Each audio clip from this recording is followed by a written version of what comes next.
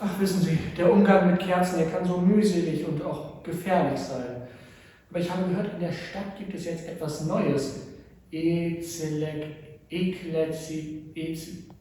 Strom.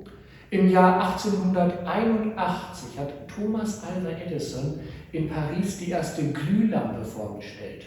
Nur ein Jahr später gab es in Berlin und Leipzig schon elektrische Laternen. Und etwas später hatte Berlin dann das erste Elektrizitätskraftwerk. Ich habe auch gelesen, dass die Firma Siemens vor kurzem den ersten Elektromotor entwickelt hat.